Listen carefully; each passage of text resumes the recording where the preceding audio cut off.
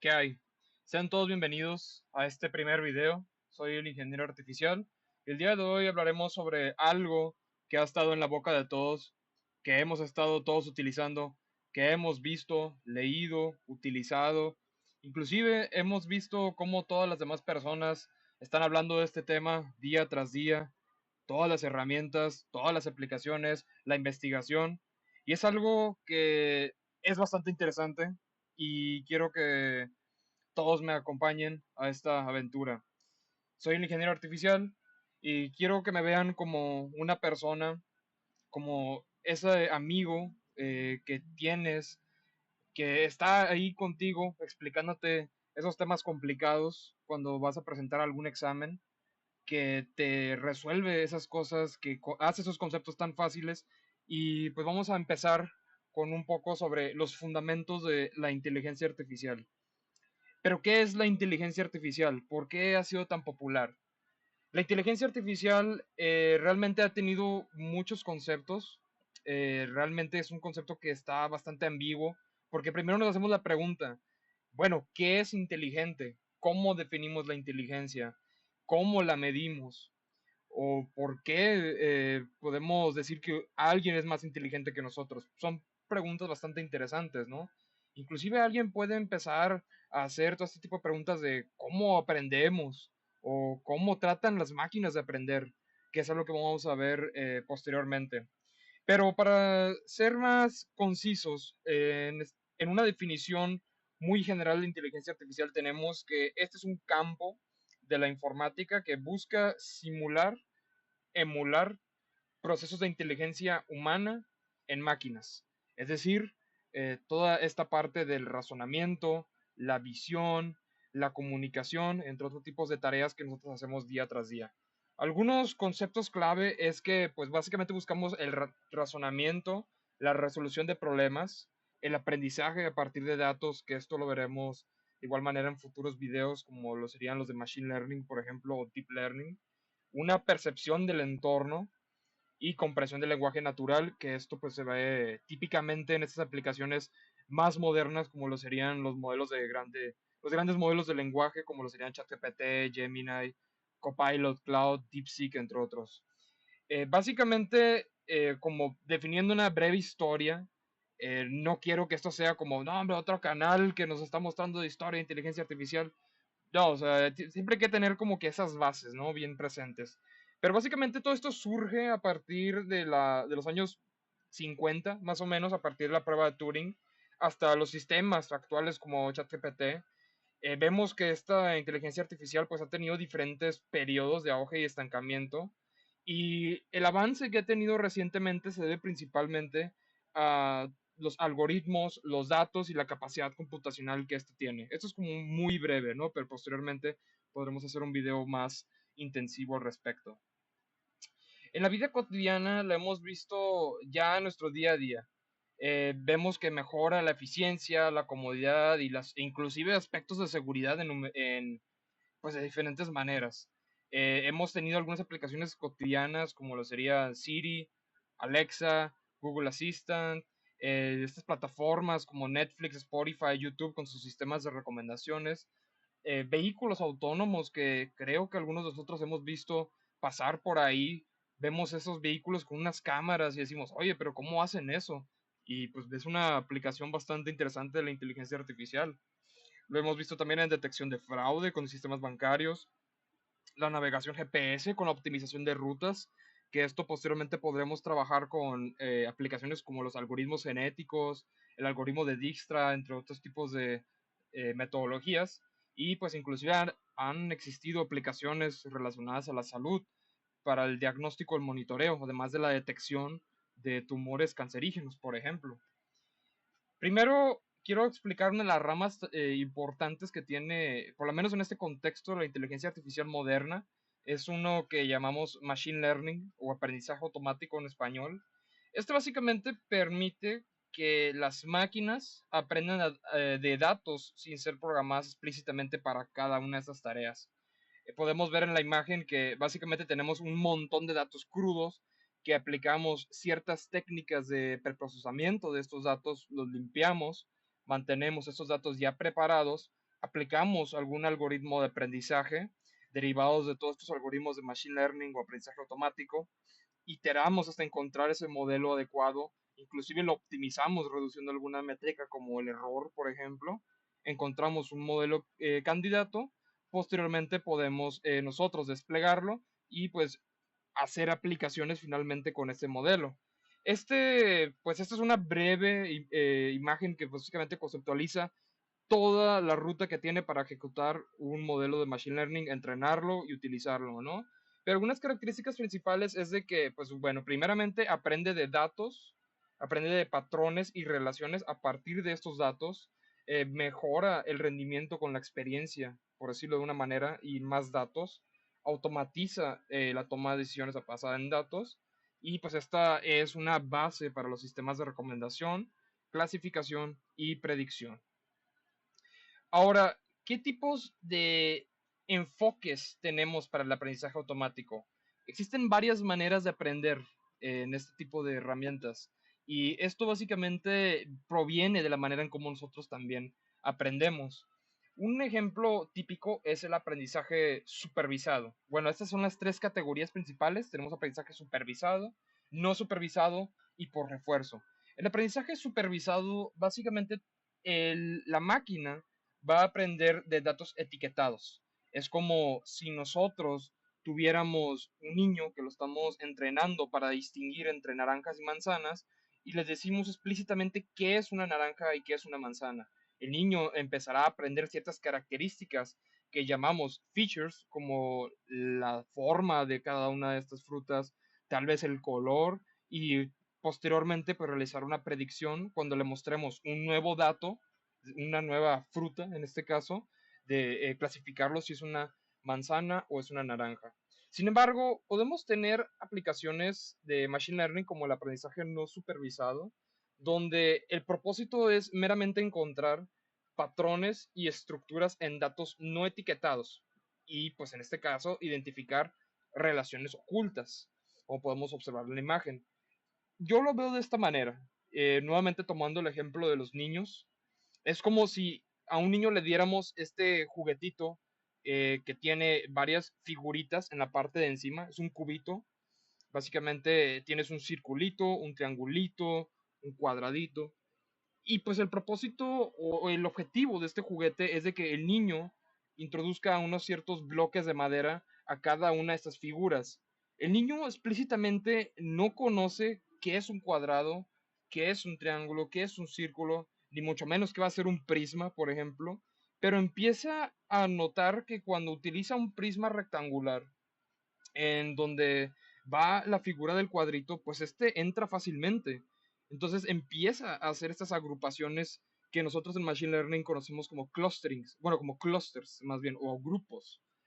Pero por otro lado tenemos una aplicación muy interesante que denominamos el aprendizaje por refuerzo o reinforcement learning, que básicamente es un sistema de aprendizaje mediante prueba y error.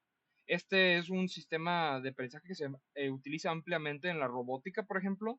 Creo que algunos de nosotros hemos visto este tipo de videos donde tenemos los robotcitos haciendo alguna acción como jugar fútbol, por ejemplo, o pelear. Y cada vez que uno de los robots empieza a anotar goles, o por otro lado, el robot que es un portero empieza a recibir goles, pues empieza a aprender mediante un sistema de recompensas y penalizaciones qué hacer y qué no debe hacer.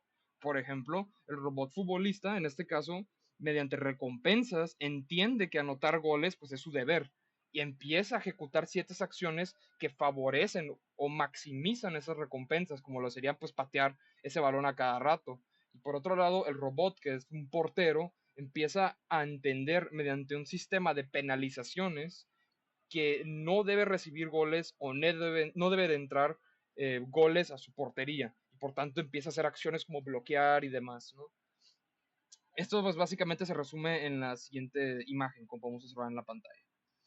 Y bueno, una subrama que tenemos o un subgrupo que tenemos de Machine Learning es Deep Learning. Este es el aprendizaje mediante redes neuronales profundas, redes neuronales artificiales. Es básicamente pues como había mencionado, un subcampo del Machine Learning, basado en este concepto de las redes neuronales artificiales, que son las que muestro en pantalla. Este permite aprender representaciones complejas de datos, datos que ya realmente no son ajustables a modelos más sencillos. Esto lo veremos ya en futuros videos. Pero esto básicamente trata de emular la manera en cómo nuestras neuronas están todas interconectadas, están recibiendo todas estas señales eléctricas y empieza pues a ver como ciertas relaciones y activaciones en cada una de las neuronas dependiendo del tipo de acción que nosotros hacemos. Por ejemplo, en este momento que yo estoy hablando, pensando, viendo estas imágenes, pues hay un montón de neuronas activándose, desactivándose al mismo tiempo, ¿no? Entonces, este tipo de algoritmos o ese tipo de estrategias como las redes neuronales artificiales, pues básicamente tratan de simular eso.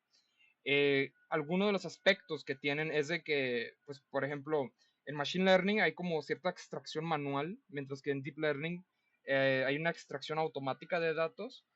En Machine Learning tenemos un funcionamiento de esos modelos con una menor cantidad de datos. Sin embargo, en Deep Learning, que de ahí provienen muchas aplicaciones como lo serían modelos grandes de lenguaje como ChatGPT, pues requiere muchos datos, miles y miles y miles de datos en información, ¿no? Machine Learning llegan a ser modelos usualmente más interpretables, sin embargo, los de Deep Learning ya empiezan a aparecer estos conceptos como la caja negra, donde tenemos una menor interpretabilidad de qué sucede en el modelo, ¿no? Algunas estructuras que tenemos en esta capa en esta arquitectura que vemos en pantalla de la red neuronal artificial, podemos tener capas de entrada donde recibimos datos brutos, las capas ocultas donde ocurre todo este procesamiento y transformación de información junto con funciones de activación y demás aspectos que vamos a hablar después, una capa de salida donde producimos el resultado final y pues las conexiones que son todas esas flechitas que vemos en la imagen, que básicamente esas flechitas indican todas las conexiones que hay entre datos y ciertos pesos que le damos para poder procesar esta información y posteriormente realizar una predicción o clasificación. Y bueno, otra aplicación que tenemos es Reinforcement Learning, que es aprender por interacción. Es aprender mediante sistemas de recompensas y penalizaciones. El Reinforcement Learning o aprendizaje por refuerzo, básicamente es un paradigma donde nosotros tenemos un agente que aprende a tomar decisiones en un entorno para maximizar una recompensa acumulada a lo largo del tiempo, que es como este ejemplo que daba del portero.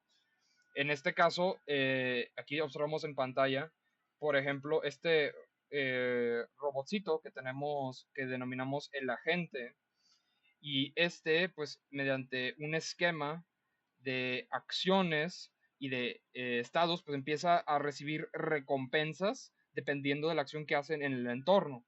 Por ejemplo, eh, en este caso, con el robot que juega fútbol, podemos ver que el robot que anota goles, pues tiene acciones como patear el balón, moverse, no hacer nada, por ejemplo.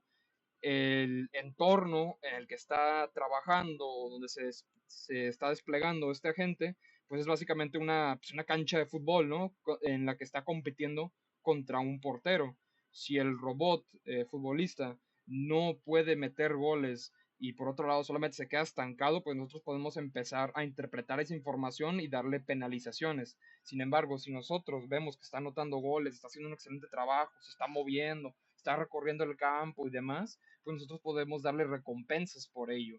Y el agente, por otro lado, va a cambiar de estado y entenderá ahora que sus futuras acciones pues van a estar basadas a partir de qué es lo que puede maximizar esa recompensa, que en este caso pues es jugar fútbol, ¿no? Entonces el agente es todo lo que toma decisiones y realiza acciones. El entorno es este mundo donde interactúa el agente. Los estados son todas estas situaciones del entorno en el que el agente puede percibir. Y la recompensa, pues en este caso los agentes no nos salen tan caros, ¿no? O sea, solamente le damos números, son señales numéricas que indican qué tan buena fue una acción o una penalización, pues es restarle ese número, ¿no? Aquí les dejo un ejemplo de reinforcement learning. Nosotros vamos a también aprender a hacer este tipo de aplicaciones. Aquí entrené un agente mediante la librería de Pygym para jugar Pac-Man. podemos ver que la gente pues es Pac-Man, su entorno es todo este laberinto, los estados pues es la posición del Pac-Man, los fantasmas, las píldoras, y pues tiene estas acciones como moverse arriba, abajo, izquierda, derecha. Si el agente come píldoras, que son esos rectangulitos que vemos en pantalla, o las frutitas, pues empieza a tener recompensas positivas. Si es capturado por los fantasmas, como en el famoso juego de Pac-Man que empieza a perder vidas, pues en este caso pues vamos a darle penalizaciones. Y aquí podemos observar cómo el agente pues estuvo jugando. Si bien no completó el juego, pues pudimos observar ciertas acciones como empezó a esquivar los fantasmas, priorizó ir por la frutita y pues hace cosas muy interesantes, ¿no? El proceso de aprendizaje, nuevamente, el agente explora el entorno, recibe recompensas o penalizaciones según los resultados, aprende cuáles son las acciones más beneficiosas que permitan maximizar esa función de recompensas y con el tiempo va a ir desarrollando esta estrategia óptima para maximizar su puntuación. Y como conclusiones, pues hemos visto ya un poco de inteligencia artificial, sus principales ramas, Machine Learning, Deep Learning, Reinforcement Learning, y hay que tener en cuenta que es ciertos desafíos y oportunidades que hay en la inteligencia artificial. Tenemos que tener siempre un uso responsable de la inteligencia artificial y protección de datos. Tenemos que comprender cómo estos modelos toman decisiones para posteriormente nosotros saber qué hacemos con esos modelos. Y pues ya vemos que tiene aplicaciones como la medicina personalizada, inclusive hay estos conceptos de ciudades inteligentes, la educación adaptativa, que es algo bastante novedoso. Y espero que esto sea un video de bastante agrado para ustedes. Esto es apenas una primera iteración. Quiero comenzar con este canal, explicar esos conceptos y quiero que esto se vea como, nuevamente, como si un amigo tuyo te estuviera explicando todos los conceptos del examen antes de tener el examen, ¿no? Que esa sensación pues es irreemplazable. Pero quiero que también se lleven algo de aquí muy interesante. Y es que realmente yo no hice nada de esta presentación. Todo lo hizo un agente de inteligencia artificial llamado Manus, como podemos observar aquí en pantalla. Podemos ver cómo el agente estuvo trabajando de poco en poco para realizar toda esta presentación, inclusive pues agregando las imágenes, el texto y demás. Y pues creo que esto es algo que representa el poder que tienen estos modelos y cómo el futuro va a estar girando alrededor de la inteligencia artificial. Y espero que esto ha sido de mucho agrado. Gracias por su atención y nos vemos en un próximo video.